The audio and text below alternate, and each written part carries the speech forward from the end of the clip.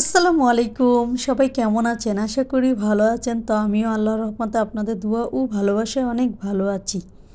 তো শখের বসে একটা পেজ খুলেছিলাম, বলতে কি আমি ছেলে মেয়েকে স্কুলে দিয়ে দেওয়া আসা আর রান্না বান্না ছাড়া তো শহরের বাড়িতে আর তেমন কোনো কাজ নেই।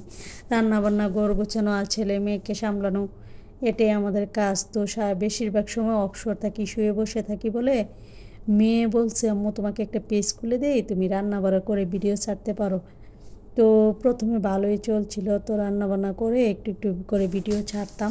মানে এটা বলতে পারেন শখ। আর আমি আসলে ভিডিও করি, ঠিক আছে, আমি কোনো ক্যামেরার সামনেও আসি না, আর ক্যামেরার সামনেও আসি না, ফেসও দেখাই না, মানে ওরকম ভাবি আর কি, যেন আমার তেমন ইয়ে না হয়। তো হাজব্যান্ডও এটাতে সাপোর্ট করেছে। তো ভিডিও বানাচ্ছিলাম, ভিডিও বানাতে বানাতে এক সময় দেখি তেমন ভিউ হয় না, লাইক হয় না, কমেন্টও হয় না, মানে এঙ্গেজমেন্ট রিচ এগুলো কিছুই তেমন একটা হচ্ছে না। তো মাঝখান দিয়ে আবার সৌদি আরব গেলাম। তো সৌদি আরব গিয়ে তো উমরা করলাম, বা হাজব্যান্ডের সাথে 2 মাস থেকে আসলাম, 2 মাসের উপরে।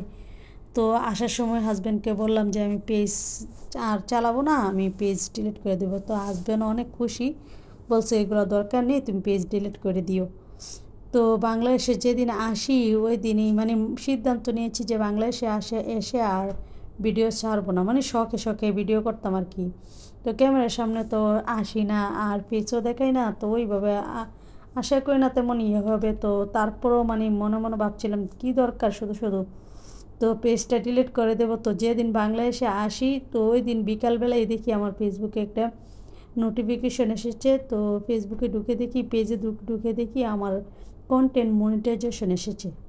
তো পেজটা ডিলিট মানে চালাবো না ভেবেও, তো আবার মনিটাইজেশন আসাতে মানে মনটা খুশি হয়ে গেলো। তো আবার চালাচ্ছিলাম। তো মনিটাইজেশন আসলে কি হবে, তো পেজে ওইভাবে এঙ্গেজমেন্ট রিচ তারপর কোনো কিছুই নেই। তো মাঝে মাঝে মনটা খারাপ হয়ে যায় যে মনিটাইজেশন এসেও মানে এঙ্গেজমেন্ট রিচ এগুলো না থাকলে তো কেমন হয় কেমন না।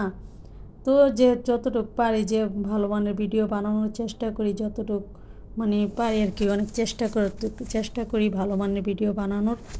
তো পেজে ভুল ত্রুটি, পেজে যদি কোনো ভুল ত্রুটি ছেড়ে থাকি আপনারা ক্ষমা দৃষ্টিতে দেখবেন। তো পেজটা আবারও আমার মেয়ে বলতেছে, হাজব্যান্ড বলতেছে মানে পেজ এইগুলো না চালানোর জন্য। মানে এটা একটা চালাতে চালাতে প্রায় 2 বছরের উপরে হয়ে গেছে পেজে ভিডিও করি, বিভিন্ন ধরনের ভিডিও করি, মানে একটা কীরকম লাগে, মানে হঠাৎ করে ছেড়ে দেব, তার জন্য মানে কতবার ভাবি যে পেজ চালাবো না বা এগুলো ছেড়ে দেব, কিন্তু মানে মনকে বোঝাতে পারিনি। মানে রাতে যদি বলি যে এগুলা আর ভিডিও করব না, আর সকালবেলা আবার ভিডিও করতে যাই, তো এরকম করি আর কি। তো জানি না পেজে সফলতা আসবে কি না, তো চালাতে চালাতে যাচ্ছি। যে আমি এমন কোনো আশা করি না যে পেজ থেকে ইনকাম করব বা ইয়ে করব, মানে শখ করে খুলেছি, শখ করে করে ভিডিও ছাড়তেছি না। আমার হাজব্যান্ড এমন না যে ভিডিও ছেড়ে টাকা পাচ্ছ না কেন বা এই সে, এগুলোর কোনো ইয়ে না। আল্লাহর রহমতে আলহামদুলিল্লাহ অনেক ভালোই আছি। তো এগুলো দিয়ে কোনো কিছু করতে হবে এগুলো কোনো আশা নেই, এমনি মানে শখে শখে ছাড়ি আর কি, ভিডিও ভালো লাগে তো ছাড়ি। তো আজকে দুপুরের খাবারটি আপনাদের সাথে শেয়ার করলাম। প্রথমে শুটকি ভর্তা খেলাম, মরিচ শুটকি ভর্তা, লাল মরিচ দিয়ে শুটকি ভর্তা বানিয়েছিলাম, আলুর ভর্তা বানিয়েছিলাম, আর সিম আলু দিয়ে একটু ইলিশ মাছের ঝোল করেছিলাম, আর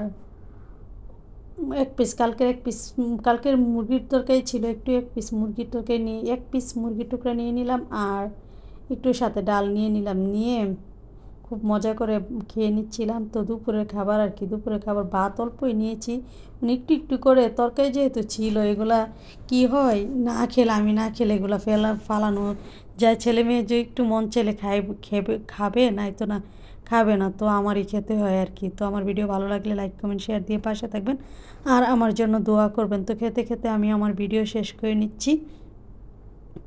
তো আল্লাহ হাফেজ, আসসালামু আলাইকুম।